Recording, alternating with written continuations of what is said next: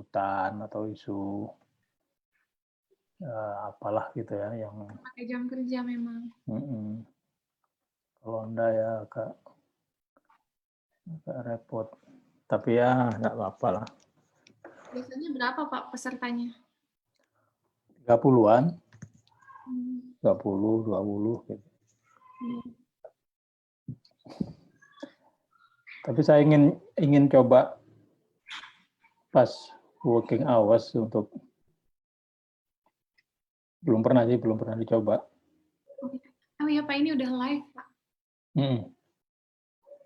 Nah kalau asumsinya perlu kita coba di working life itu kan ya orang membaca itu harus merupakan bagian dari Pekerjaan. dari kegiatan sehari-hari gitu yang tidak bisa dianggap marginal gitu loh. Jadi orang harusnya didorong untuk membaca buku itu sebagai bagian dari hal yang penting juga gitu. Bukan penting dalam arti gini, penting bisa sesuatu yang digunakan untuk meningkatkan keseriusan, meningkatkan kompetensi, tapi juga penting sebagai cara untuk meningkatkan relaksasi juga gitu. Kan ada orang membaca itu sebagai sebuah hal yang menyenangkan, yang santai gitu ya.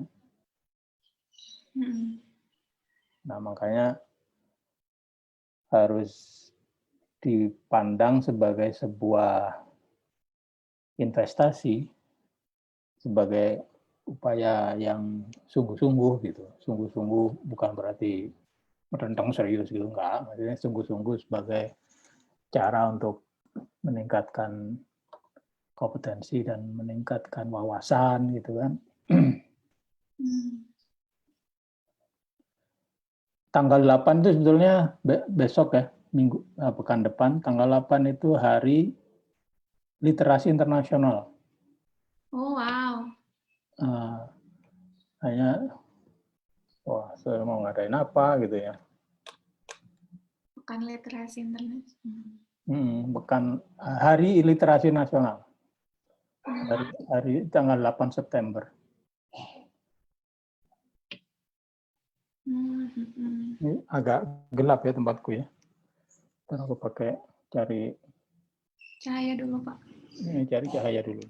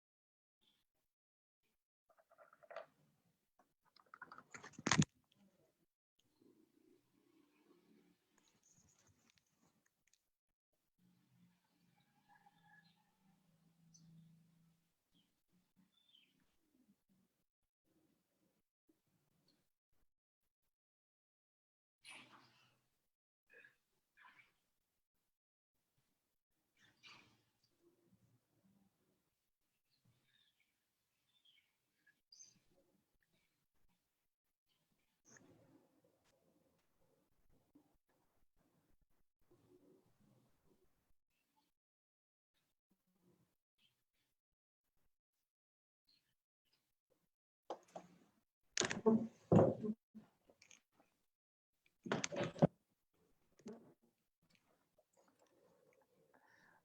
posisi. Nah, ini mungkin agak Sampai kapan Pak di Cirebon? sampai Rabu.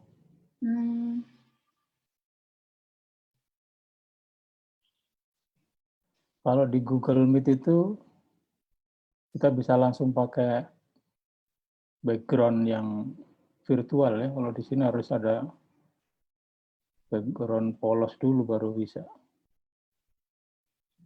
Iya kayaknya ya. Iya, kalau nggak polos, nggak mau dia.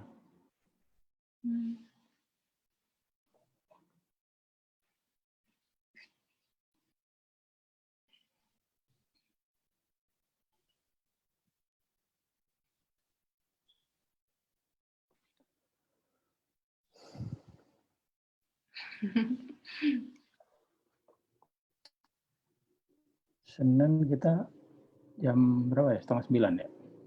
Iya, insya Allah. Nanti kalau saya udah ini, saya kasih hostnya ke Bapak ya, Pak? Oh ya, ini yang sekarang. Nanti Kak, atau mau sekarang, dari sekarang?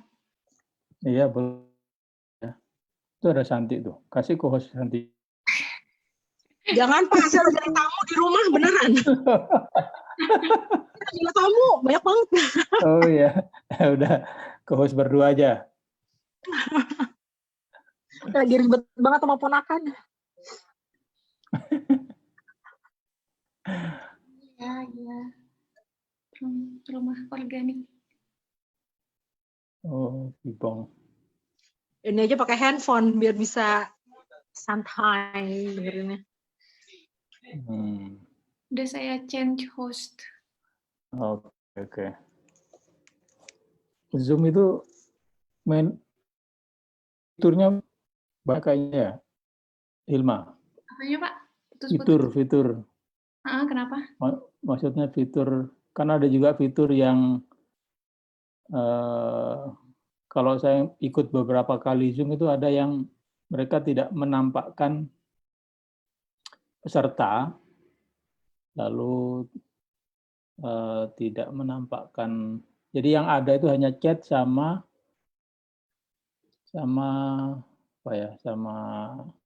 raise hand kalau nggak salah. Itu Reaction ya. Kayak yang di pikatan, Mak. Itu namanya fitur webinar, Pak. Itu subscription-nya $45 per bulan. $45 per bulan. Oh, ada itunya ya. Ada lagi nanti tambahan subscription. Jadi setelah akun premium terus tambah webinar lagi. Kalau kita ini apa? Kita Premium. Biasa ya.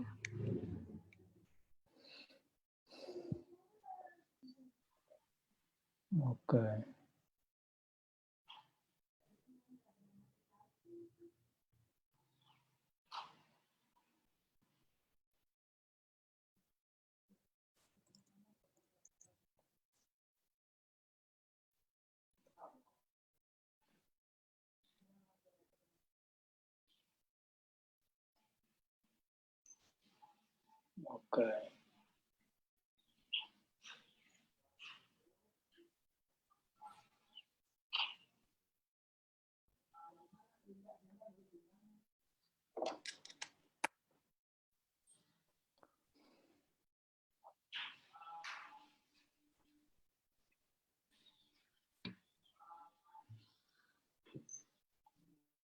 Oke.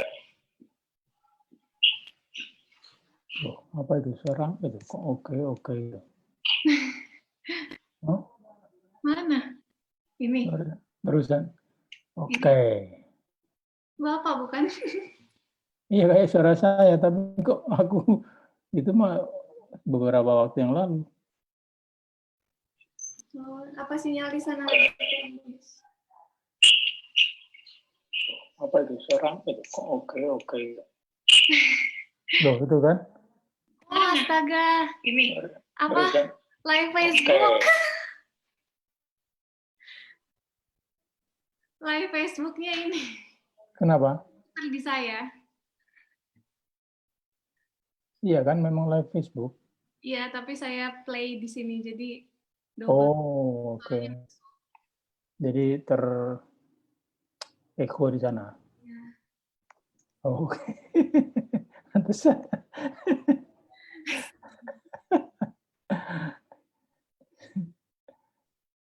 Kok menyusul?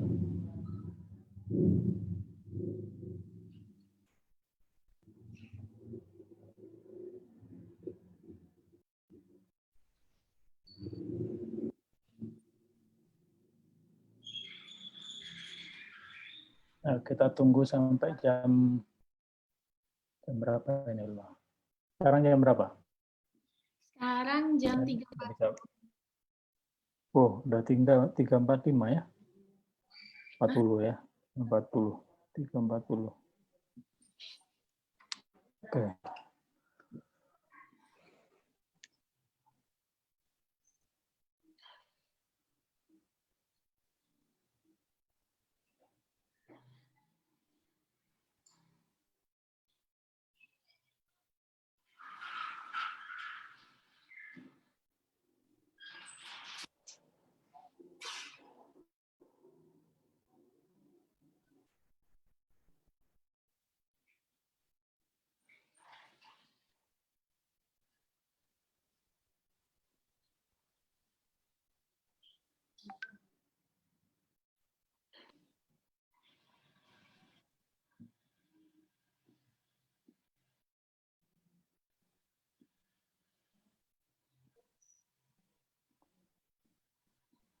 Kalau nggak dimatiin sharingnya, nggak kelihatan fitur adminnya ini.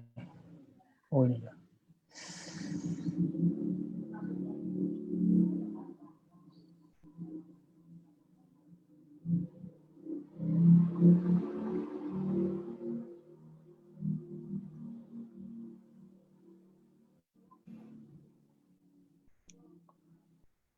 Nah, ini sudah saya rekam, Wilma ya.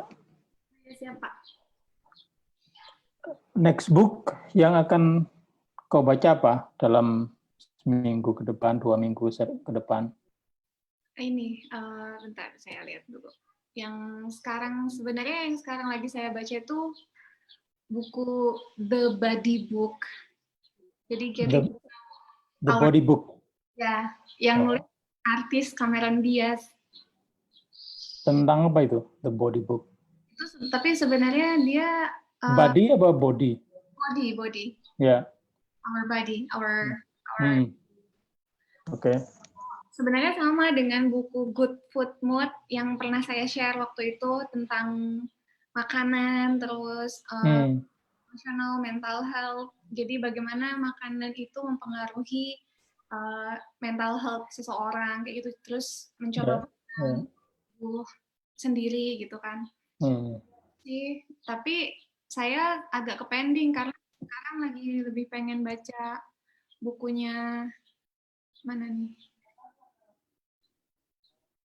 Tapi ini yang komedi kayak We Are Never Meeting in Real Life. Saya belum tahu juga tentang apa, tapi ini kayaknya lucu deh. Saya bakal kesel baca ini dulu malah. Nah, itu ada namanya istilah ya, ada istilah ketika kita baca buku, kemudian belum selesai beralih ke buku berikutnya. Nah, istilahnya second booking. Aku baru tahu tuh ada istilah second booking. Jadi second booking itu adalah membaca buku kedua atau ketiga dan seterusnya yang dibaca sebelum buku sebelum selesai gitu.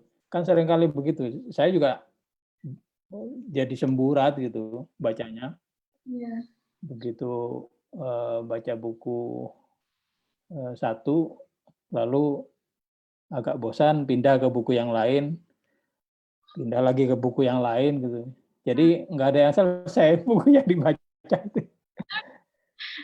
Dan itu jadi nggak efektif memang. Harusnya sekali baca habisin gitu ya, baru. Ya. Nah, hanya harus ya memang salah satu trik orang membaca itu pertama harus punya objektif yang jelas membaca buku itu supaya dia supaya dia bisa menyelesaikan. Kalau enggak, akhirnya nggak selesai terus pindah lagi ke yang lain, pindah lagi yang lain. Ya betul. Itu makanya nggak ada sebetulnya orang yang nggak suka baca buku tuh nggak ada. Yang ada itu orang yang belum ketemu buku yang sesuai dengan dia punya apa yang ingin. Tujuan. Iya. Ya. Ketemu apa yang dia cari terus ketemu di buku itu pasti habis. Pasti sampai habis. Iya.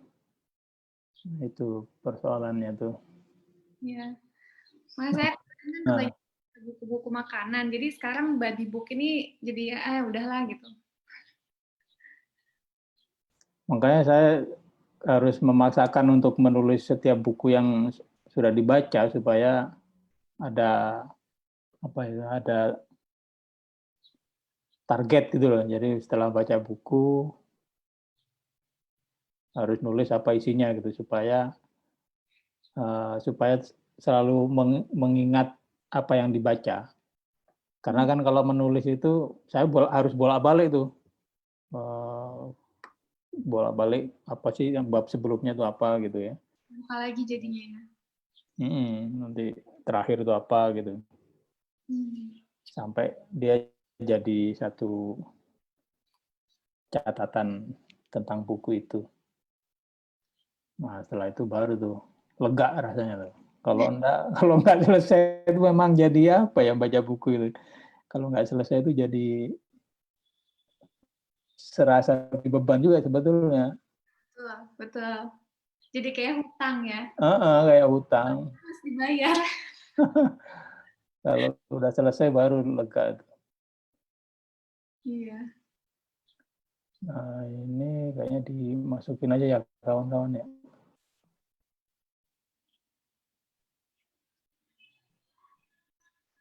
Kita tunggu 4 menit lagi deh, tapi tak masukin ya.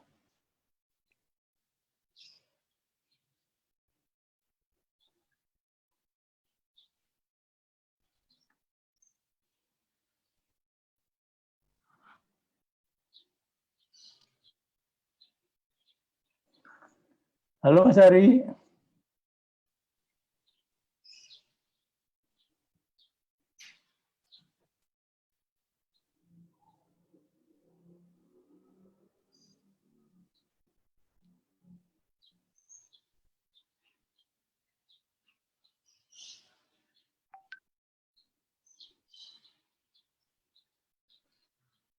Kita tunggu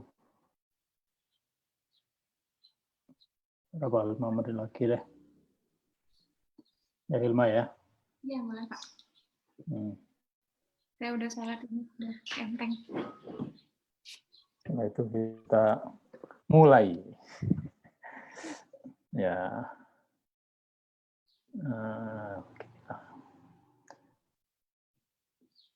Kalau Pak Dwi sekarang lagi baca buku apa Pak? Nah itu dia.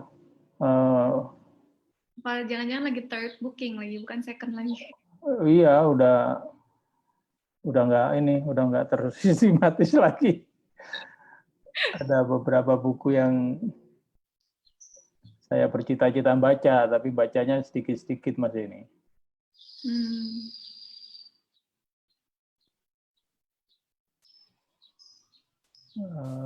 Tapi yang menarik itu saya mau menyelesaikan ini nih, the digital plenitude. Plenitude ini tentang informasi, tentang bagaimana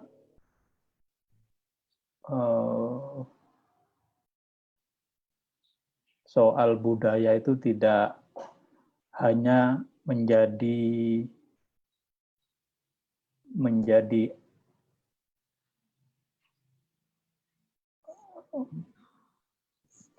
tinggal pada kelompok-kelompok tertentu gitu. Karena dengan digital information itu banyak orang, banyak komunitas bisa menjadi sentra-sentra budaya. Nah itu karena kalau dulu kan ada kelompok tertentu yang kuat menjadi pusat kebudayaan gitu ya. Ya kalau di Indonesia kan, kalau di Indonesia misalnya kelompoknya Gunawan Muhammad gitu di mana tuh yang di Pasar Minggu apa ya? Atau di tim gitu ya.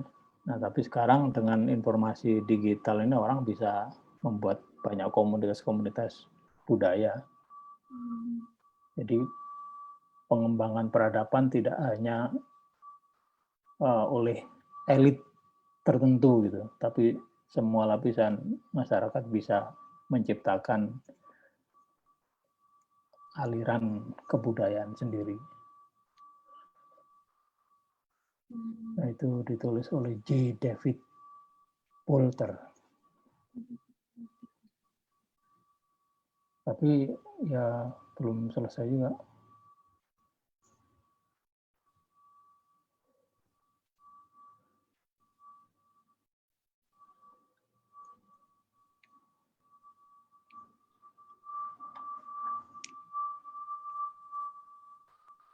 Oke, Helma. Jadi mari kita mulai ya. Bentar.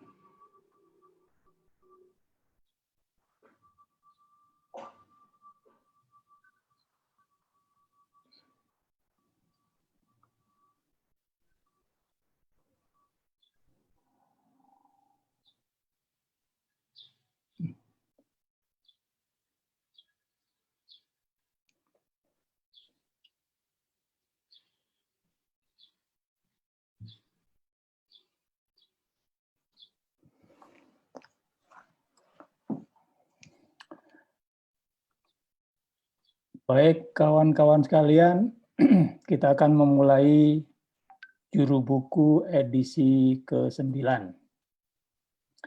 Assalamualaikum warahmatullahi wabarakatuh. Waalaikumsalam warahmatullahi wabarakatuh. Selamat sore, Mbak Hilma Suciandari. Selamat sore kawan-kawan sekalian yang hadir di acara juru buku seri ke-9 sore ini. Sambil menunggu yang lain, kalau ada, kita akan segera memulai perbincangan kita tentang buku yang menarik, yang memberikan kita perspektif baru tentang scarcity. Kalau dalam bahasa Indonesianya itu apa ya? Kelangkaan. Ya. Kelangkaan, langka. Scarcity itu langka. Langka rupanya tidak hanya dalam arti volume atau dalam arti kecukupan ya, tapi mungkin nanti Hilma akan menjelaskan langka dari perspektif yang akan disampaikan dari buku yang ditulis oleh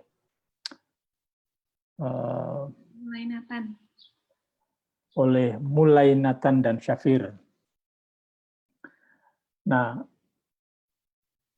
juru buku ini adalah sebuah upaya sharing pengetahuan yang diperoleh dari seseorang yang telah membaca sebuah buku, kemudian diceritakan kembali kepada kawan-kawan yang lain sebagai upaya untuk menyebarkan apa yang ada di dalam isi buku itu, karena tidak semua orang bisa mempunyai kesempatan yang sama, tidak mempunyai akses yang sama terhadap buku-buku tertentu gitu ya. Makin banyak sharing yang dilakukan oleh seseorang yang telah membaca buku itu, tentu akan bermanfaat sebagai pengetahuan bagi kawan-kawan yang lain, bagi halayak yang lebih luas. Nah, terima kasih ya, dalam seri Knowledge Sharing Series ini dengan juru bukunya adalah upaya untuk memberikan kontribusi berbagi pengetahuan yang diperoleh dari membaca buku dari para volunteer yang telah membaca sebuah buku. Jadi sebuah meja belajar virtual untuk berbagi bacaan. Nah, juru buku akan mengundang kawan-kawan sekalian yang bersedia dan berkenan untuk berbagi isi buku yang telah dibaca pada hari-hari mendatang, pada kapanpun gitu ya, jika ingin berbagi bacaan, supaya kita dari bacaan itu bisa mendapatkan manfaat, saripati apa yang ditulis oleh penulisnya, merenungkannya dan mencatat dalam ingatan sebagai bagian belajar bersama dan berbagi pengetahuan.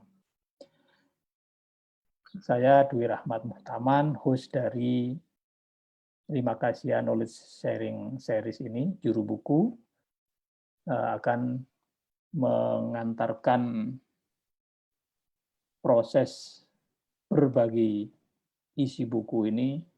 Dan sore ini, seperti yang saya sampaikan tadi, kita akan mendengarkan berbagi isi buku yang berjudul Scarcity, Why Having Too Little Means So Much. Sebuah buku yang ditulis oleh Sendil Mulainathan dan Eldar Shafir 2013. Sendil Mulainathan ini adalah seorang profesor ekonomi dari Harvard University. Dia juga penerima Genius ya, dalam buku yang disebutkan Genius Grant dari MacArthur Foundation, dan melakukan penelitian-penelitian yang berkaitan dengan tingkah laku economics atau behavioral economic dan development economic. Sendil Mulainathan pada saat buku ini diterbitkan, dia tinggal di Cambridge, Massachusetts, Amerika Serikat. Nah, Eldar Shafir, rekannya, co-author dari buku ini, adalah merupakan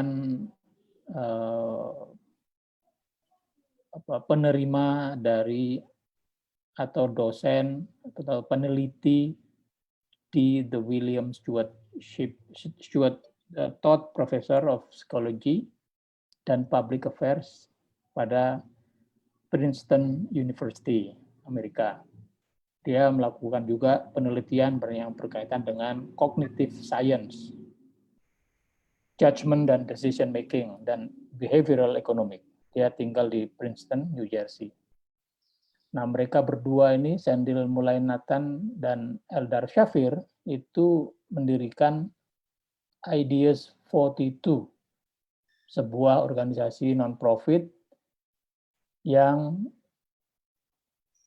mendesain solusi-solusi economic behavior economics atas masalah-masalah sosial. Jadi melakukan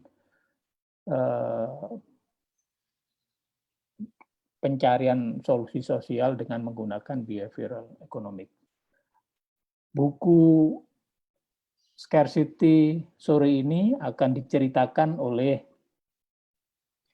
rekan kita Hilma Suciandari Lahai.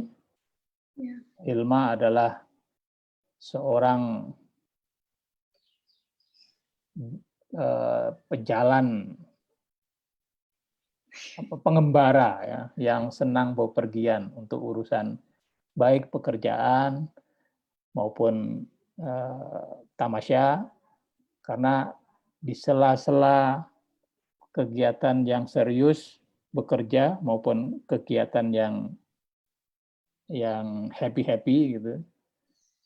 Nah, selalu ada jeda untuk membaca buku. Jadi kemana-mana Hilma ini membawa buku yang akan dibacanya sepanjang perjalanan. Dan selama aktivitas itu dia sudah mengunjungi 118 desa di 18 kabupaten seluruh Nusantara.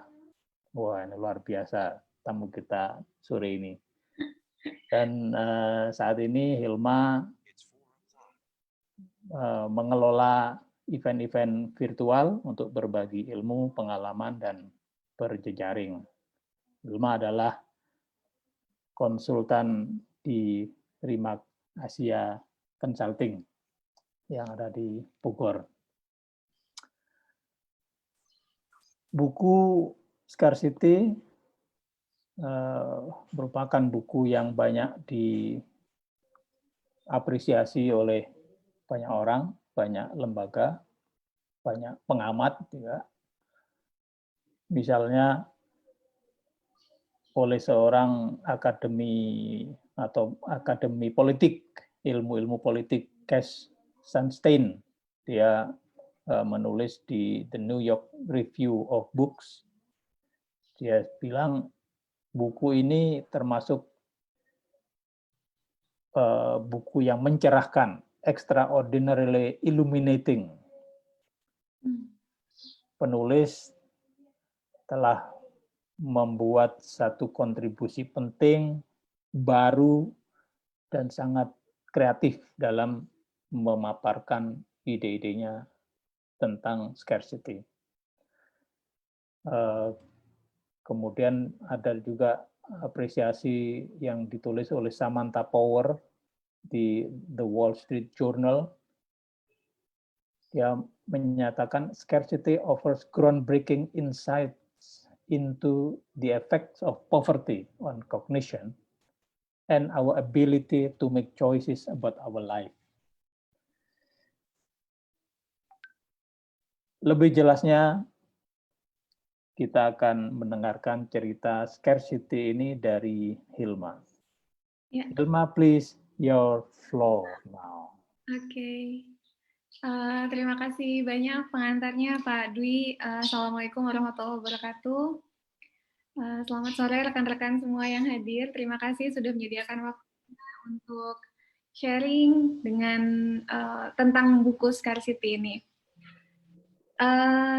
Jadi buku Scarcity ini awalnya saya tertarik untuk baca setelah lihat ada yang bilang mau di Ayunda mah gampang bisa sekolah, bisa kuliah di mana sekarang di Princeton ya, Harvard atau Stanford ya, karena dia punya privilege, karena dia punya ini dan punya ini. Terus kita juga sering kan dengar kata orang kalau misalnya anak orang kaya cenderung pintar-pintar. Ya wajar, mereka asupan gizinya bagus, orang tuanya mampu untuk membeli biji-bijian yang mungkin kalau di Indonesia mahal, tapi penting untuk pertumbuhan pikiran. Nah, berangkat dari situ, kemudian saya nggak sengaja ketemu buku ini di ulasan Twitter, kemudian saya coba baca bukunya, walaupun agak lama untuk menghabiskannya, karena sebetulnya di dalam buku ini lebih banyak isinya itu adalah kumpulan-kumpulan eksperimen sosial yang dilakukan oleh dua peneliti yang punya selera humor yang tinggi ini, Eldar Shafir sama Sendil Mulainatan.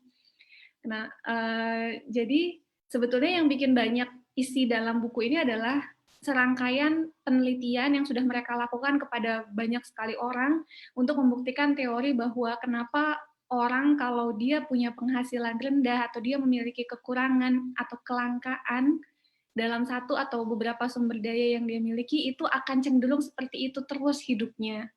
Nah, scarcity ini kita bisa definisikan tadi kalau menurut bahasa Indonesia kan kelangkaan. Tapi mungkin bisa kita pikirkan scarcity ini sebagai kekurangan yang dimiliki, kekurangan dari sumber daya. Sumber daya kita tuh apa sih? Waktu. Yang esensial buat kita ya, waktu. Finansial, secara keuangan, uang itu kan penting ya, walaupun ada yang bilang money cannot buy happiness, but without money, ya kan, gitu.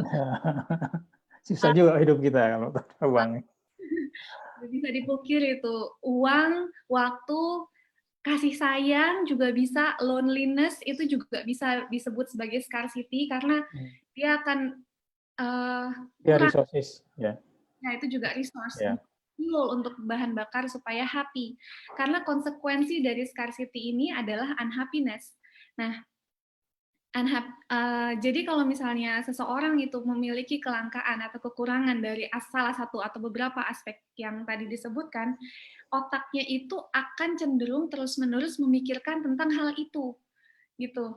Jadi misalnya orang yang nggak punya uang, dia akan terus-menerus cenderung berpikir bagaimana caranya supaya bisa memenuhi kebutuhannya dari segi finansial, bagaimana supaya besok tetap bisa makan, minggu depan tetap bisa beli beras.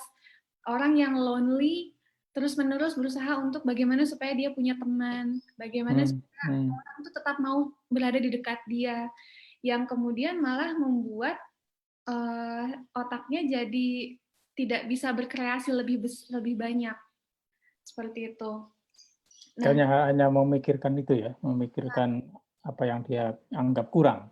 Ya, jadi buku ini, dia akan terus-menerus terokupasi otaknya untuk berpikir tentang kekurangan itu, the hole that they need to fill, the void that they need to fill. Nah, scarcity, jadi buku ini pada dasarnya adalah hanya untuk kita memahami psikologis otak kita, otak manusia, ketika memiliki kelangkaan, sehingga nantinya ketika itu terjadi pada kita, kita bisa langsung aware, terus kita bisa langsung menghindar, jadi kita tidak terjebak dalam scarcity trap. Kenapa orang otak manusia bisa terjebak begitu? Karena memang namanya ciptaan, maksudnya namanya apapun yang ada di sini kan semua pasti punya batas. Nah, batas dalam otak itu disebutnya dengan di buku ini disebutnya dengan bandwidth. Jadi otak kita itu punya kapasitas yang disebut dengan bandwidth. Nah, kalau dengan adanya scarcity, otak bandwidth-nya itu tuh ada kena pajak. Jadi disebutnya bandwidth tax. Saya tahu bagaimana Indonesianya, tapi disebutnya bandwidth tax. Nah, bandwidth tax inilah yang kemudian membuat kita terjebak di situ terus-menerus untuk memikirkan masalah itu terus-menerus. Jadi misalnya nih, kalau ini contoh juga yang diambil dari buku ini, anak sekolah yang dia besok mau ujian, tapi di saat yang sama dia harus memikirkan juga tuition-nya, SPP-nya. SPP-nya, ya. Harus bayar SPP, artinya kan dia sepanjang, misalnya dia bulan depan mau ujian, tapi dia juga sambil sekolah sambil kerja, terus ternyata tahu-tahu SPP-nya naik, jadi dia kan mengalami scarcity, dia mengalami kelangkaan, dia mengalami kekurangan uang. Otomatis saat itu juga scarcity langsung captures mind-nya, scarcity okupasi otaknya untuk berpikir bagaimana caranya dia mendapatkan uang untuk bayar uang sekolah dan mengignore dan cenderung mengabaikan ujian yang harusnya dia pikirkan dan dia fokuskan. Akibatnya kan dia bisa gagal ujian, dia jadi tidak lulus atau nilainya jadi jelek. Itulah yang kemudian membuat orang yang dia tidak punya banyak uang, dia sebutlah kekurangan secara finansial, menjadi tidak berhasil di sekolahnya, karena walaupun banyak juga contoh yang tidak seperti itu. Nah, itu lain kasus. Itu yang umum terjadi seperti itu. Ketika orang punya kekurangan yang harus dia penuhi, dia cenderung mengabaikan apa yang semestinya lebih penting. Mungkin nanti sambil bisa diceritain juga di chat box sama rekan-rekan yang hadir, apakah pernah punya contoh scarcity yang dialami dari segi aspek, biasanya kalau farmer juga biasanya itu kekurangan income atau apa kayak gitu-gitu, bisa diceritakan. Nah, jadi salah satu penelitian yang diujikan oleh dua penulis kita ini juga terhadap orang-orang yang lapar atau haus. Dia akan kasih satu kotak dengan huruf-huruf yang tersebar acak, yang word search itu tahu kan ya, yang cari kata ini dalam satu box yang hurufnya acak. Nah, orang yang haus itu cenderung gampang untuk menemukan kata air, kata puas. Orang yang lapar itu mudah sekali untuk spotting kata-kata donat, pokoknya yang berbau kue, yang berbau makanan. Karena memang otaknya tuh secara tidak sadar memang itu yang dipikirkan terus, sehingga dia mudah untuk menandai kata-kata yang itu, yang sesuai dengan dia kekurangannya. Nah, kemudian contoh lain lagi dari buku ini ya, ini masih saya bahas contohnya nih, masih ada 2 contoh yang paling banyak sebenarnya contohnya, tapi ini saya pilihkan 2 yang paling ini. Meeting. Misalnya kalau kita lagi meeting nih, kita punya waktu meeting 2 jam misalnya, atau 4 jam yang itu longgar banget waktunya. Terus pasti di 1-2 jam pertama karena masih banyak waktu rasanya kayak ngalor ngidul, kayak semua tuh pengen dibahas, terus nggak begitu to the point, terus seakan-akan mengelaborasi semua masalah padahal tidak begitu relevan. Tapi nanti di penghujung-hujung waktu, misalnya sudah tinggal 1 jam terakhir atau 30 menit terakhir, itu biasanya jadi lebih produktif. Bahasanya tuh jadi lebih ke solutif gitu, langsung ke solutif. Nah, itu juga adalah bagian dari peran scarcity ketika orang mengalami kekurangan waktu, tapi malah justru jadi lebih produktif. Itu salah satu apa ya, mau dibilang positif tapi jangan buru-buru bilang positif dulu. Nah, atau misalnya kalau pada suka main game nih, di sini di buku ini contohnya Angry Bird. Angry Bird, orang yang punya uang, dia bisa beli akun premium. Akun premium itu shot-nya nggak terbatas. Jadi dia bisa berapa kali salah shot, salah tembak juga tetap nyawa gitu kan. Sedangkan kalau akun yang biasa, dia cuma punya jumlah shot terbatas. Jadi dia harus bisa 1 kali nembak itu kena gitu. Sehingga yang tidak punya banyak resource malah jadi lebih jago ketimbang yang bisa beli akun premium. Karena seenaknya nembak ya, jadi masih banyak ini soalnya. Sedangkan yang tidak punya banyak resource, dia benar-benar harus memperhitungkan apa sudutnya, segala macam kayak gitu. Nah, itu adalah 2 contoh yang justru membuat scarcity adalah sisi positifnya scarcity.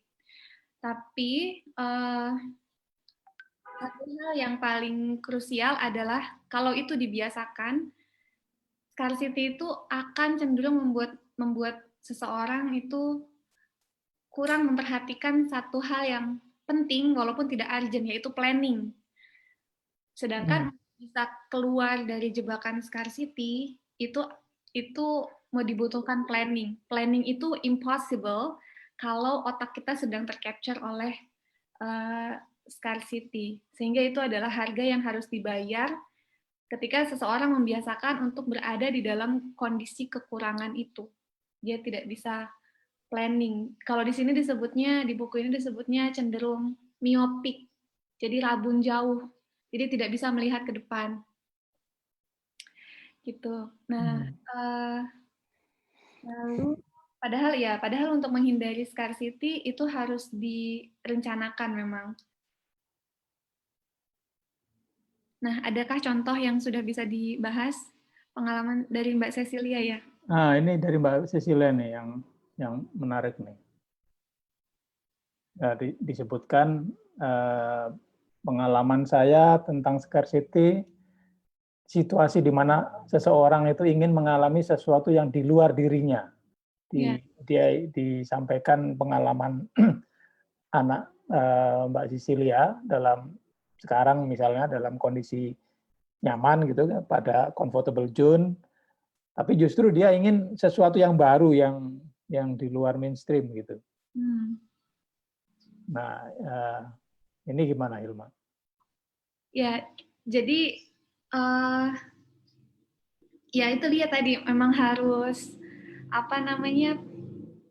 planning ya. Jadi itu nanti bagaimana kita keluar dari scarcity trap. Sebetulnya kalau resep dari buku ini tuh sangat sederhana dan basically semua orang sudah tahu gitu. Gratitude, living in, terus kita mencoba untuk sadar, aware bahwa kita sedang kita lagi di captures nih, pikirannya lagi dijebak seperti itu. Nah, harus keluar sendiri. Nah, kalau di buku ini juga disebutkan bahwa scarcity itu mengarah ke scarcity yang lain. Jadi satu kekurangan akan mengarah ke kekurangan yang lain. Jadi apa ya? Misalnya kalau di buku ini juga ada report yang due date, yang deadline. Jadi seseorang sedang mengerjakan laporan, terus kemudian deadline-nya sudah dekat, tapi karena dia memang tidak punya banyak waktu, misalnya seperti manajer yang memang sangat sibuk gitu kan, dia terus-terusan berpikir bagaimana caranya supaya bisa bisa memenuhi semua tenggat waktu dalam waktu yang dia punya cuma terbatas. Kemudian akhirnya satu laporan yang dikerjakan kemudian tidak perfect dan malah mengarah kepada persoalan-persoalan lainnya. Itu satu bentuk scarcity creates scarcity. Nah, dalam selain scarcity ada satu lagi istilahnya namanya slack. Slack itu kalau di bahasa Indonesia kan jadi kelonggaran. Orang-orang yang dia punya slack, misalnya luxury dalam soal finansial, artinya dia punya kelonggaran menggunakan resources itu ya. Ya, dalam menggunakan secara finansial, uang kayak gitu-gitu, punya banyak uang. Nah, kalau orang punya slack, itu dia tidak akan punya pikiran-pikiran yang seperti orang-orang yang tercapture dalam scarcity, sehingga di dalam salah satu manajemen organisasi yang memiliki scarcity itu adalah untuk menyisakan ruang kosong yang bisa dijadikan seperti cadangan begitu. Kalau diibaratkan seperti kalau packing. Kalau orang pakai koper kecil, itu dia akan cenderung benar-benar detail dan ini kecil. Memilih apa yang penting dibawa. Nah, kadang misalnya dia harus bawa sepatu boot ini, tapi sepatu ini juga penting untuk dibawa karena mungkin di sana lagi musim dingin gitu. Ada trade off. Kalau sekarang itu jadi ada harus yang ditukar. Nah, kalau misalnya dia punya slack, dia nggak perlu lagi mikirin tuh, bisa aja dia bawa dua-duanya dan kapasitasnya bisa digunakan untuk hal lain, misalnya untuk nanti besok saya pas pertemuan bisa bahas ini dan ini dan ini.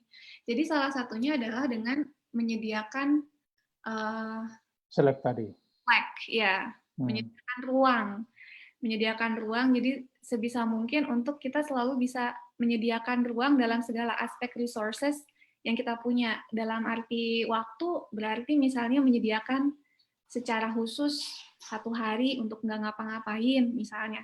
Kalau untuk orang sibuk ya, misalnya untuk orang yang sangat sibuk, yang seperti banyak deadline, itu mungkin bisa disediakan 1 hari dalam 1 minggu benar-benar nggak kerjakan apa-apa. Itu penting sebetulnya.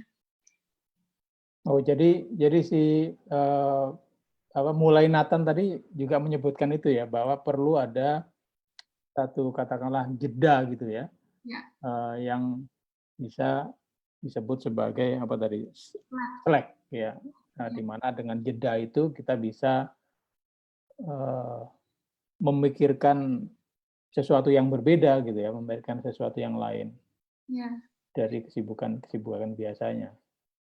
Ya, betul. Itu adalah dalam konteks kita memanage keseharian dan memanage organisasi. Sebetulnya dalam buku ini juga banyak disebutkan scarcity in terms of marketing, karena teknik-teknik scarcity itu digunakan oleh marketer dengan menciptakan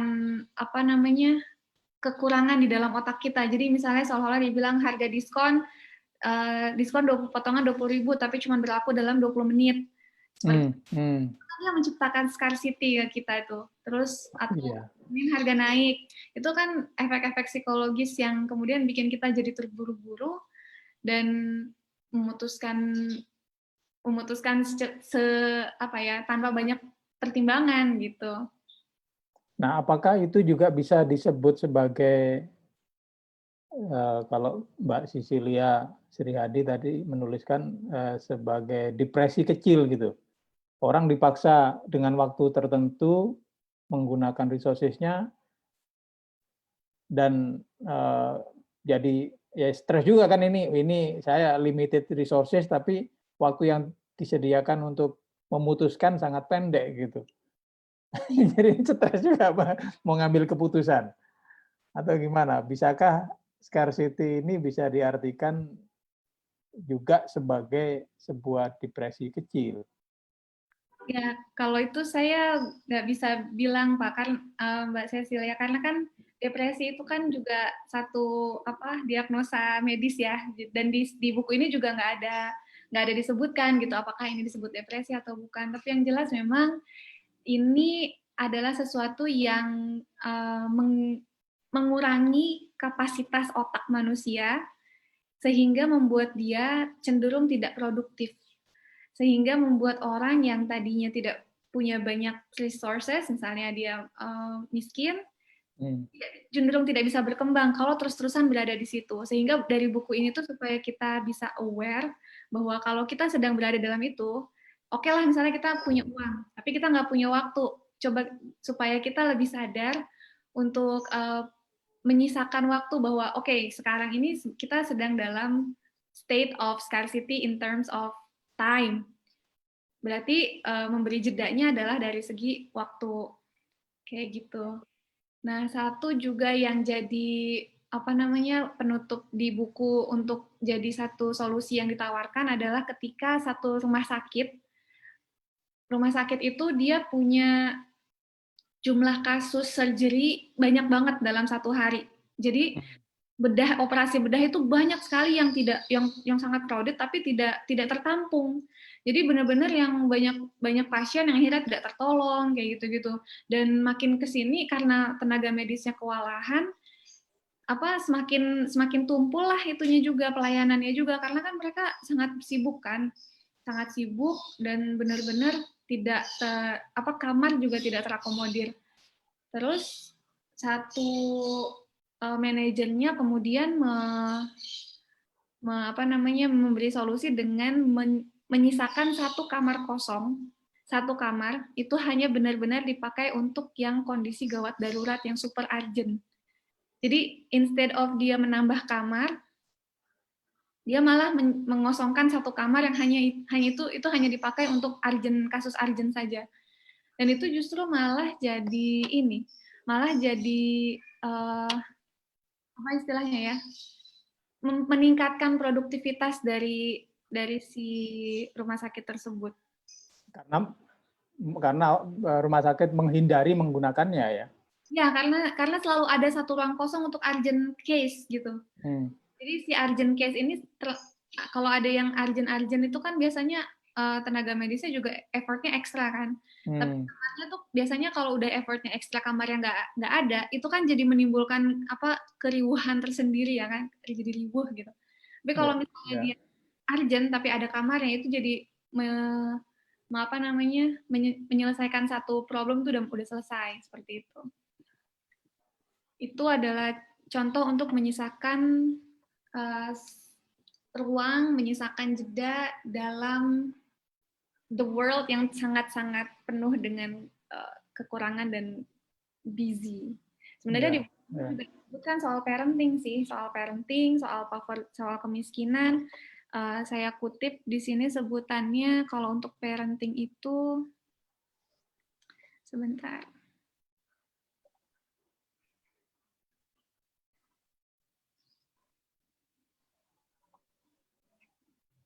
Require freedom or something. Ini.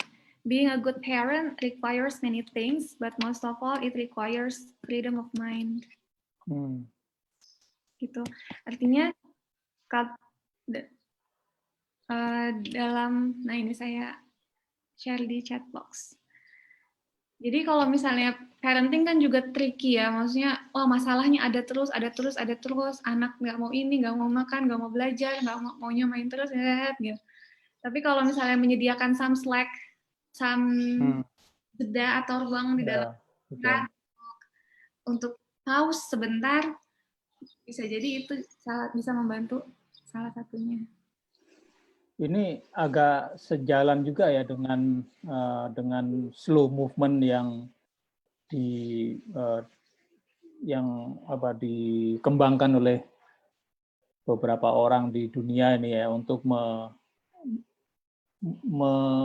memberi jeda, memberi waktu untuk seseorang tidak terburu-buru, tidak gerusa-gerusu gitu ya, tidak selalu pada kecepatan maksimal di dalam kegiatan sehari-hari. Nah, seperti yang ditulis dalam buku The Slow Fix oleh Carl Honoré misalnya, ini juru buku nomor 5 sebelumnya yang pernah dipaparkan di sini juga. Nah, itu juga pada dasarnya mendorong orang untuk slow moving,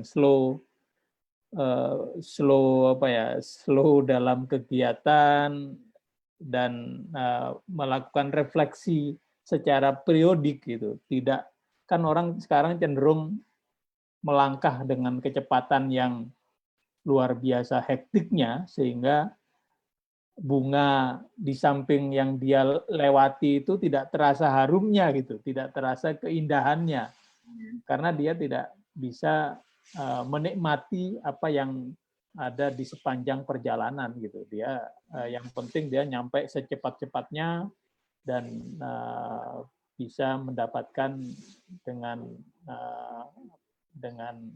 target yang ditetapkan gitu secepat mungkin gitu. Jadi apa yang disampaikan oleh buku Scarcity ini juga mengisyaratkan pentingnya kita slow gitu ya. Slow. Ya, kurang lebih sih begitu memang. Tapi memang lebih sebetulnya ini supaya lebih kita aware saja bahwa kondisi seperti ini adalah satu penyebab yang selalu yang menjadi pattern, yang menjadi pola. Kalau kita sedang terjebak, kalau kita nggak terjebak ya sudah berarti selamat gitu. Nah, tapi ini dari Mas Irwan tadi seperti yang saya bilang, memang betul, scarcity itu juga Sandil Mulainatan dan Eldar Shafir yang punya selera humor tinggi ini juga sangat menulis bahwa it's not fair kalau kita bilang scarcity itu terus-menerus adalah negatif, scarcity itu adalah sumber kekurangan atau apa gitu, karena dia punya positif juga gitu, dia malah bikin produktif juga, apalagi untuk orang-orang kreatif seperti penulis. Di awal tuh contohnya untuk penulis memang dia malah bisa lebih berfungsi dan lebih bisa keluar idenya kalau udah injury time gitu kan. Kalau ini jadi efeknya sekarang tinggal bergantung pada konteksnya, karena itu tadi harga yang harus dibayar adalah jadinya planning. Mungkin kalau untuk orang kreatif seperti planning gitu emang sulit juga untuk kita memplan bahwa 10 menit kemudian gue bakal punya ide gitu kan nggak juga gitu kan, ide bisa aja datang pas lagi udah pengen tidur gitu, udah PW tau-tau datang gitu, aduh rasanya kalau nggak ditulis hilang, kalau ditulis ngantuknya yang hilang kan suka gitu tuh. Ya itu tergantung konteksnya. Cuman kalau di sini karena sebenarnya ini kan buku bisnis, buku ekonomi. Jadi meng-capture psikologis otak dari segi financially speaking gitu. Jadi, kalau ada yang kita lihat orang-orang yang atau dalam kondisi kita gitu kan sedang mengalami itu, ya yang bisa merubah adalah diri sendiri. Ini jadi kayak yang kalau di dalam Islam tuh ada kan kayak tidak dirubah satu kaum kalau tidak merubah kaum itu sendiri. Nah itu jadi nyambungnya ke situ. Jatuhnya saya mikirnya gitu, oh iya ya berarti memang benar untuk bisa keluar dari scarcity trap yang bisa mengeluarkan cuma dirinya sendiri aja gitu. Ya tekniknya kalau Mas Irwan tadi deadline itu dianggap sebuah pemicu pemicu untuk bisa justru menghasilkan the best result. Betul ya Mas Irwan ya. Terus kalau misalnya dibilang bersyukur apa yang ada, iya bisa bias juga kalau berlebihan. Jadi intinya sebetulnya kalau kita terlalu bersyukur dengan apa yang ada, terus ya udah saya seperti ini aja gitu, itu juga bias juga sih jatuhnya, benar gitu. Jadi ya pintar-pintar menyeimbangkan antara ketika kita sudah aware bahwa ada seperti ini. Kadang tuh yang nggak aware tuh kalau misalnya soal waktu sih. Kalau yang saya melihat dan saya kadang gemas melihatnya itu ya. Itu kalau orang yang punya scarcity dari segi waktu gitu. Dia tahu dia tidak punya banyak waktu, tetapi kemudian tidak aware bahwa waktunya itu tidak banyak. Jadi terus-terusan mengambil apa yang harus terus-terusan menangani hal-hal yang tenggatnya cepat gitu kan. Akibatnya berentet. Jadi misalnya mulai dari itu tidak selesai, mulai dari kemudian klien misalnya komplain, terus nanti ending result-nya juga tidak maksimal kayak gitu. Itu juga part of scarcity actually. Tapi apa yang mendorong seseorang kadang-kadang lebih memanfaatkan waktu yang makin sedikit gitu daripada ketika dia waktunya masih luang. Nah, yang dicontohkan oleh buku ini misalnya kalau menyelesaikan tugas dengan deadline tertentu gitu ya, padahal dia punya deadline 3 minggu. Nah, selama 3 minggu itu kan sebetulnya dia punya abundance of time yang bisa dialokasikan. Nah, tetapi karena dia tidak memanfaatkannya, hanya dia memanfaatkan pada 3 hari terakhir. Nah, sebetulnya dia 3 hari terakhir itu abundance kalau dihitung dari 3 minggu yang lalu gitu. Ya, disebutkan. Tapi ya mengapa orang cenderung hanya memanfaatkan pada the last minute gitu? Itu karena terbiasa dengan scarcity effect yang tadi. Itu kan kayak adiktif juga kan, mengeluarkan mungkin dia mengeluarkan sejenis hormon tertentu yang kemudian membuat orang jadi lebih kreatif sehingga ya bisa jadi emang ya. Sehingga baru bisa terkeluarkan terpicu motivasi dan idenya justru pada saat injury time. Jadi kalau dikasih waktu panjang pun dikerjakannya nanti-nanti gitu kan. Itu juga adalah negatif side dari slack gitu. Jadi dua-duanya both scarcity and slack itu dua-duanya punya plus minusnya sendiri kalau dua-duanya berlebihan seperti itu. Makanya ketika kita sadar bahwa kita sedang punya abundance, terus kita ignore, ya sudah berarti kita sedang masuk ke dalam scarcity gitu. Kita sedang menyerahkan diri kita pada scarcity dan mungkin juga kita memang bergantung pada scarcity. It's okay sih. Kalau di kutipan di buku ini tuh yang terakhir dikutip dari komedian juga nih. Bentar saya cari. Ya, saya menunggu kalau menemukannya. Saya juga seperti Mas Irwan catat di situ ya. Kadang-kadang juga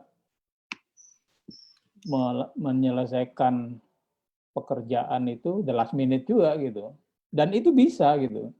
Jadi kita punya waktu, misalnya saya punya waktu seminggu untuk menyelesaikan itu. Tapi ya karena nggak dikerjakan, ya nggak selesai. Tapi pada hari terakhir ya selesai juga dikerjakan gitu. Ya pasti selesai juga. Selesai juga. Tapi kan ya nggak tahu ya gimana gitu. Itu apa namanya? Itulah makanya saya juga pas baca buku ini juga sebenarnya saya punya banyak sekali pertanyaan, tapi lagi-lagi karena ini selalu dibilang this is to avoid apa sih bahasanya, understanding itu supaya bisa memanage lah kita bisa lebih memanage karena kalau orang udah aware kan jadi bisa memanage kan, seperti itu. Ya, Mas Hari mau bicara langsung mungkin, silakan Mas.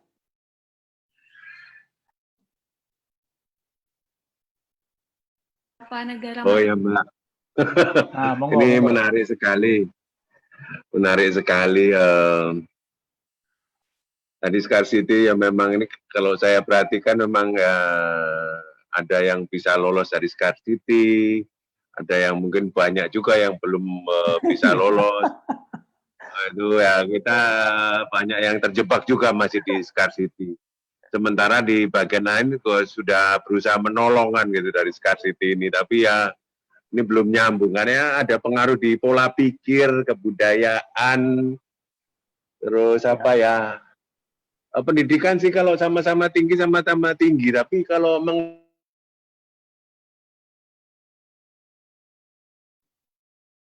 Halo Mas, terputus Mas.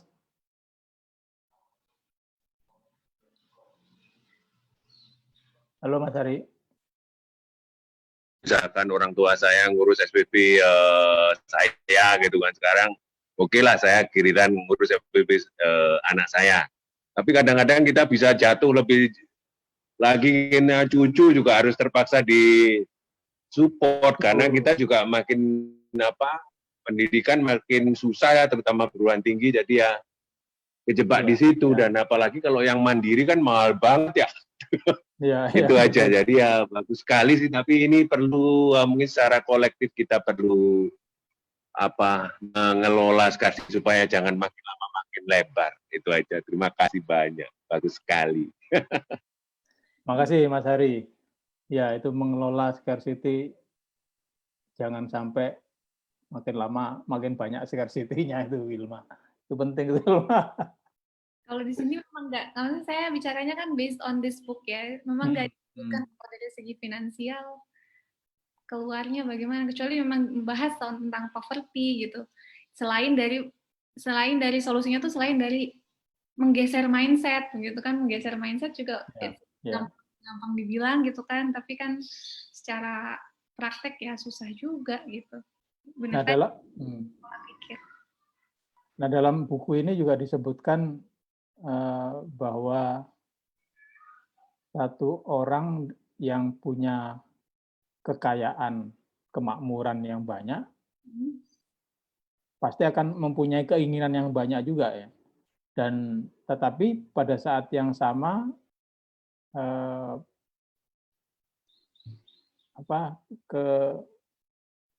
scarcity-nya itu bisa sama dengan orang yang kemakmurannya lebih rendah gitu. Nah, karena itu scarcity itu sangat subjektif dia sebutkan.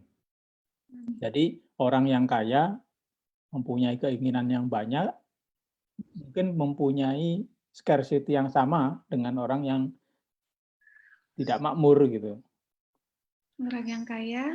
Iya, orang yang kaya itu bisa mempunyai scarcity yang sama dengan orang yang miskin, gitulah kira-kira. Karena scarcity ini sangat subjektif. Ya, dan banyak aspeknya juga kan salah satunya. Ya, banyak aspek yang menyebabkan itu. Ini saya ketemu satu poin tadi untuk menjawab yang tadi scarcity, tapi positifnya scarcity gitu kan. Di sini sebutannya begini. Jadi, once you realize that willpower is just a matter of learning how to control your attention and thoughts, you can really begin to increase it. Jadi, tidak, yang tadi kan bilang menunggu injury time supaya bisa punya ide. Nah, tapi kalau misalnya sudah sadar bahwa ide itu adanya pas injury time, nggak perlu nunggu sampai injury time, baru bisa bermotivasi gitu. Tapi bisa menghadirkan motivasi injury time justru di awal, kan itu sebetulnya bisa betul. taktiknya kita dalam, karena kalau terus-terusan bergantung pada itu bisa mungkin bertahan untuk 3, 5, 7 tahun pertama gitu kan. Bagaimana kalau udah 10 tahun? Bagaimana kalau udah lebih seperti itu? Mungkin sih ya, saya belum sampai selama itu juga. Jadi saya suka kutipan ini karena itu mendorong kita untuk menyelesaikan di awal kan. Nah, kalau di kita di Muslim kan memang lakukanlah atau selesaikanlah pekerjaanmu sebelum melakukan pekerjaan yang lain. Itu kan artinya lakukan dengan lakukan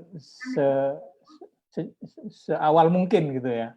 Sebelum, ya sama dengan sholat kan. Sholat lebih awal itu akan lebih baik daripada menunggu injury time. Karena kita tidak tahu apakah di injury time itu akan survive, akan hidup gitu. Bisa jadi mati juga gitu. Ya, betul. Padahal belum menyelesaikan apa yang menjadi tugas kita. Makanya penting menyelesaikannya pada awal sekali ada kesempatan. Betul. Dan kita sudah Gimana juga. Mas Irwan? Coba Mas Irwan ngomong. Udah tahu ininya juga kan, apa ya, semacam sensasi mungkin ya, atau semacam apa istilahnya, kalau ini begini nih rasanya nih kalau lagi injury time. Nah, perasaan itu mungkin bisa dimunculkan di awal gitu, jadi nggak perlu nunggu benar injury. As if kita besok deadline, padahal masih 3 minggu lagi, kan itu juga akan mungkin ya banyak lah ininya. Dan dari buku ini yang paling saya suka adalah kutipan-kutipan dari komedian yang dipakai di setiap awal bab. Jadi kutipan-kutipan komediannya itu yang bikin, jadi makanya saya baca buku ini tuh dari bulan pas Pak Dwi pertama kali ngajak itu, saya lagi baca buku ini tuh waktu itu bulan Juni kalau nggak salah kan. Tapi lama baru selesai bulan Juli akhir kemarin, Agustus akhir kemarin, Agustus pertengahan, gara-gara setiap kali dapat satu kutipan yang lucu, itu saya nyari komediannya. Oh gitu. Saya baca bukunya, even saya malah selesaikan baca bukunya Jack Handy, penulisnya SNL daripada buku ini duluan. Karena lucu banget sih. Buku mereka memberikan cara baru untuk memahami. Ini dari Kak Repa. Ya, gimana? Memahami mengapa orang miskin, tak miskin, orang sipil. Nah, untuk yang dalam posisi quarter life crisis, bakal dapat injury time nggak sih dalam menghadapi hidup di menit-menit terakhir? Kok saya perhatikan semenjak booming sosial media, semakin banyak yang kena mental health, baik klinis atau diagnosa sendiri. Nah, kehidupan modern ini menurut kita kemana ya seharusnya? Saya tidak bicara berdasarkan pengalaman saya, tapi dari buku ini aja dulu ya, Pak. Jadi, kalau untuk quarter life crisis, ini mungkin tadi untuk menyediakan semacam, kalau dari buku ini sih menyediakan some slack, menyediakan jeda untuk ruang untuk berpikir tentang I don't know, contemplating about all things probably. Mungkin jawabannya ada di buku Slow Fix malah mungkin ya Pak. Ya. Nah, betul, ini salah satu, banyak sih nasihat-nasihat bagaimana mengatasi hidup yang hektik ini. Salah satunya ya mengikuti slow movement itu. Slow movement ini kan aplikasinya di banyak sektor kehidupan. Cara kita makan misalnya dengan slow cooking, jadi memasak makanan yang memang lama masaknya itu natural gitu. Tidak memaksa konsumsi fast food yang dimasak begitu cepat sehingga mudah dan cepat pula dihidangkan, atau melakukan slow yang lain gitu. Tapi intinya adalah kita harus menjaga keseimbangan irama gitu, tidak hanya selalu mengikuti kecepatan irama modernisasi, tapi juga kita perlu ada jeda, perlu ada sesuatu yang kita bisa nikmati, karena slow movement itu bukan berarti lelet ya, bukan berarti lambat, tetapi lebih kepada filosofi untuk bisa mengambil atau menikmati setiap langkah kegiatan kita itu dengan betul-betul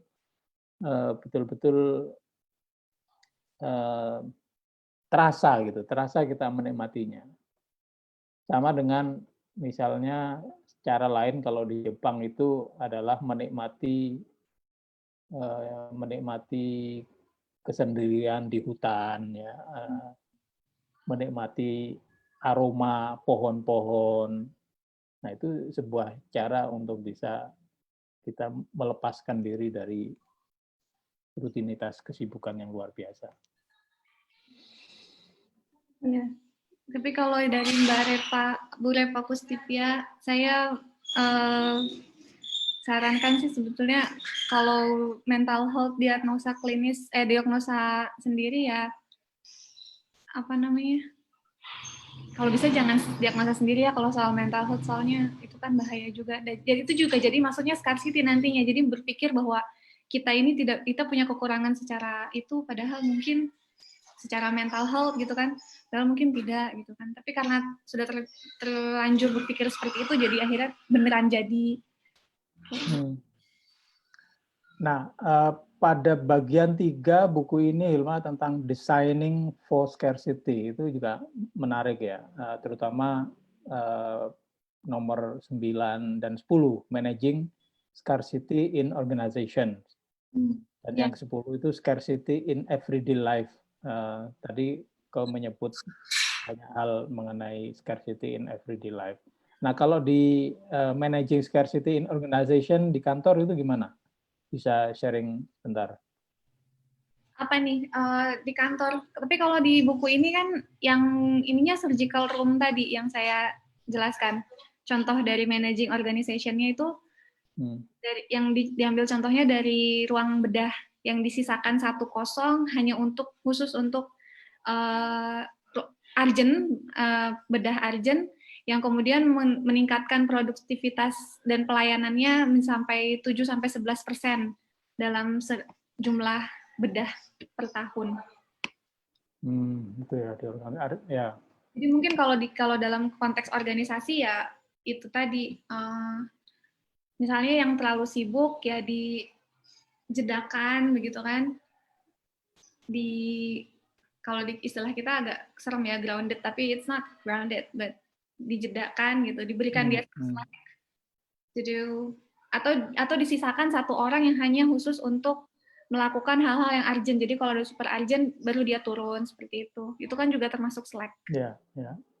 Atau bisa jadi sebetulnya melakukan hal-hal yang kata Mbak Cecilia tadi non mainstream. Jadi di luar keseharian gitu. Kalau kita baca buku-buku kreativitas, salah satu cara untuk memicu kreativitas seseorang itu adalah lakukanlah hal yang berbeda dari apa yang secara rutin kita lakukan. Nah, dengan melakukan hal yang berbeda itu kita akan mendapatkan perspektif baru, mendapatkan ide baru. Dan pengarang-pengarang atau penulis-penulis terkenal dunia itu rupanya juga seringkali idenya didapat dari hal-hal yang di luar rutinitas mereka gitu, dan mereka lebih banyak jalan-jalan atau tidur atau sesuatu yang jadi menulis karya itu bukan dilahirkan dari dia menulis karya atau membaca buku tentang karya itu, tetapi membaca topik yang berbeda itu bisa juga membuat sesuatu yang baru. Iya, betul. Olahraga juga itu salah satunya bisa untuk jadi alternatif solusi ya, untuk kita keluar dari skarsitas. Ya. Kayak kalau ada istilah apa distansiasi ya, kalau dulu tuh saya pernah diajarin distansiasi. Jadi supaya kita keluar dulu dari rutinitas, kita lihat dulu, kita petakan, di sini yang harus kita perbaiki di mana baru kita masuk lagi. Terus mungkin makanya ada buku-buku soal solitude. Apa solitude itu dalam bahasa Indonesia? Kesendirian atau ya seperti menyepi lah, menepi atau menyepi. Jadi memberi kesempatan kita untuk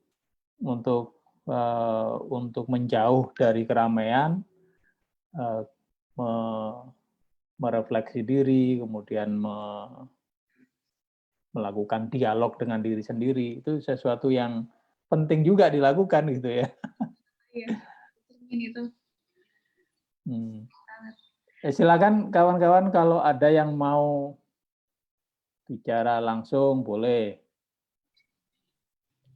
Mbak Cecil atau Pak Husni apa kabar? Mudah-mudahan sinyalnya di sana baik. Saya jadi nggak tahu. Ini saya share ini apa namanya? Nanti aja terakhir deh. Ya pokoknya intinya seperti itu. Living in the moment itu juga penting soalnya kita hidup sekarang kan. Terus kita gunakan apa yang ada sekarang dengan maksimal. Kadang kita suka menyimpan-nyimpan juga. Jadi kayak nanti aja yang bagus-bagus. Misalnya if you have a good wine, bottle of wine, I don't really use wine sih. Tapi kalau saya pernah baca gitu. Jadi punyanya untuk special occasion aja gitu. Disimpan untuk special occasion. Kenapa nggak diminum sekarang aja? Terus having a good time for the moment kayak gitu. Itu juga sebetulnya bisa jadi cara untuk keluar dari yang tadi Mbak Repa Kustipia tanya juga, untuk kehidupan modern ini menuntut kita kemana ya seharusnya gitu kan. Iya, menarik kalau ada kawan kawan yang mau baca buku Solitude atau baca buku apa di bahasa Jepangnya itu ya, tapi bahasa Inggrisnya itu forest bathing, mandi hutan, mandi hutan gitu. Jadi intinya adalah kita Shinrin Yoku kalau bahasa Jepangnya itu, Shinrin Yoku. Jadi sebuah kebiasaan untuk menikmati suasana berhutan dan sebenarnya jalan saja, jalan gitu. Menghirup udara yang ada di hutan, karena rupanya menurut penelitian di Jepang, pohon-pohon di hutan itu dia mengeluarkan hormon tertentu yang bisa membuat badan kita sehat. Makanya kalau di Jepang Shinrin Yoku itu ini udah praktek keseharian yang sudah berabad-abad usianya, udah lama dipraktekkan di sana. Sama dengan ada beberapa istilah di daerah Skandinavia, mereka juga sangat erat hubungannya dengan alam, dengan tutupan berhutan gitu. Jadi hidup yang begitu dekat dengan hutan, rupanya juga bisa memberikan kesehatan yang baik juga untuk kita, untuk tubuh kita gitu. Ya.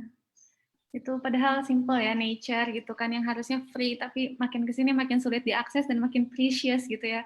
It's scary how to picture modern days nanti ke depan bagaimana ya. Kalau sekarang aja hutan dan lain-lain tuh harus dibahas dulu untuk bisa kita sadar value-nya.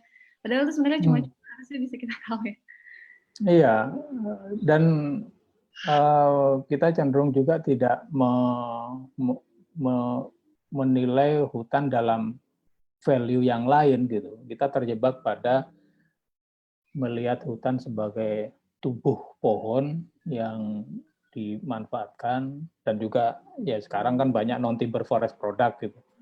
Tapi tetap non-timber forest product yang di value itu fisik yang terlihat gitu, rotan atau tanaman obat dan sebagainya. Nah, tetapi hormonal yang dikeluarkan oleh pohon-pohon di hutan itu masih luput dari pengamatan pemanfaatan kita. Dan ya mungkin karena secara tradisi kita tidak punya praktek semacam itu ya, berbeda dengan di Jepang atau di Norwegia.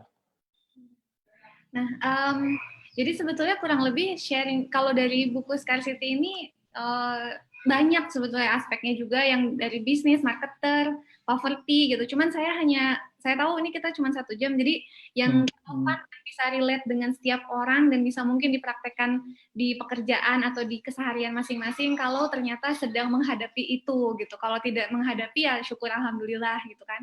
Jadi saya share di sini kutipannya, one solution untuk to conclude it all. Ya. Saya share di chat box ya. Jadi dengan memahami the logic of scarcity dan slack, yang dua-duanya itu kalau terlalu banyak salah satu, mau scarcity doang yang paling lebih banyak atau slack doang yang lebih banyak, itu dua-duanya tidak ya, harus tetap dijaga supaya imbang lah. Bisa mengurangi kemungkinan kita terjebak dalam siklus yang sama. It is all over again, kita nggak berubah-berubah, hidup kok gini-gini aja, itu kayak quote yang kayak hidup kok gini-gini aja gitu. Surprisingly milenial yang banyak ngomong gitu kadang-kadang. Dan satu solusi minimal untuk organisasi adalah untuk secara eksplisit memanage dan memastikan ketersediaan slack, bahwa dalam konteks rumah sakit tadi memastikan bahwa ada satu ruang kosong yang untuk untuk urgent, surgery yang urgent, untuk bedah-bedah, untuk kondisi-kondisi urgent. Jadi pastikan kita punya itu. Mungkin kalau dalam urusan kantor, kalau dari segi keuangan kantor ya dana darurat misalnya, itu bisa disebut memastikan availability of Slack seperti itu salah satunya. And then this is a bonus karena saya suka dengan selera humor Bapak berdua ini, yang penulis dua ini kan dia dua profesor dari Princeton sama Harvard ya. Iya, iya. Kutipannya tuh kayak salah satunya mereka ngutip yang George siapa bentar. Ada nih saya lagi buka YouTube ya tadi itu George Carlin. A house itu hanyalah setumpuk barang yang ditutup. Jadi rumah itu sebetulnya adalah a pile of stuff. Kemudian di on top. Saya langsung, oh iya juga ya. This is before you criticize someone, you should walk a mile in their shoes. That way, when you criticize them, you're a mile away and you have their shoes. Mungkin dari saya segitu dulu Pak Dwi. Ini semakin ramai di luar. Tadi kalau ada dengar suara anak nangis, that's not my kids. I don't have. Terima kasih sudah sharing your precious hours with me. Terima kasih Pak Dwi for having me and thank you. Terima kasih Hilma, luar biasa sharingnya 1,5 jam dan senang sekali bisa mendapatkan ringkasan buku Scarcity ini. Nah, tentu saja kalau kawan-kawan ingin membaca lebih lengkap, barangkali ya harus membaca bukunya. Dan buku itu belum ada bahasa Indonesianya ya, Hilma ya? Kayaknya ada ya Pak. Ada kah? Sudah? Soalnya ini kan udah dari 2013, harusnya sih. Iya, 2013 diterbitkan. Oke, mudah-mudahan ada. Tapi kalaupun tidak, mudah-mudahan apa yang disampaikan Hilma tadi bermanfaat dan bisa menambah pengetahuan kita untuk bisa menikmati perjalanan hidup ini dengan lebih baik dan tidak selalu terburu-buru, tidak selalu merasa kurang gitu ya, merasa scarcity. Walaupun kata Mbak Sisilia tadi, scarcity ini tidak selalu scary ya, tidak selalu menakutkan. Sepanjang kita bisa memanfaatkan seoptimal mungkin dan menyediakan ruang slack yang bisa menjaga keseimbangan tentang scarcity tadi.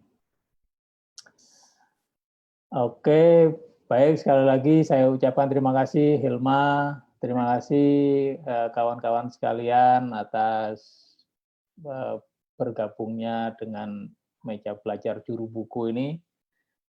Nah, untuk minggu depan kita akan ada tanggal 10.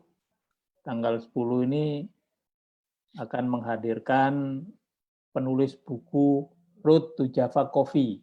Jadi kalau kawan-kawan ada yang menggemari kopi dan ingin tahu sejarah Java Coffee, nah minggu depan juru buku akan menghadirkan penulis buku Road to Java Coffee, Mas Prawoto Indarto.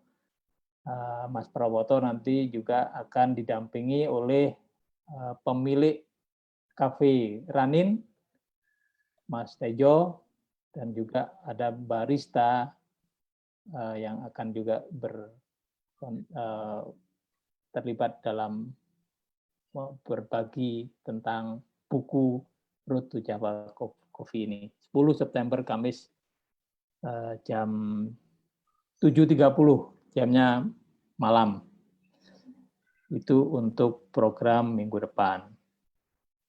Sekali lagi, terima kasih kepada kawan-kawan, jaga kesehatan, semoga selalu sehat dan selalu barokah dalam menjalankan kegiatan sehari-hari. Sampai jumpa minggu depan.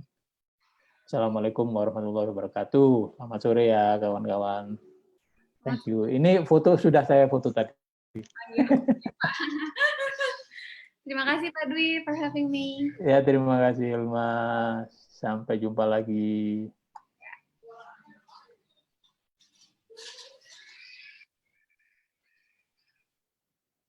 Hilma, kutipannya tuh bagus untuk Senin ya? Ya Pak. Ya, siap. Bahas lagi kita. Ya. Oke, Den. Oke, kalau itu ya.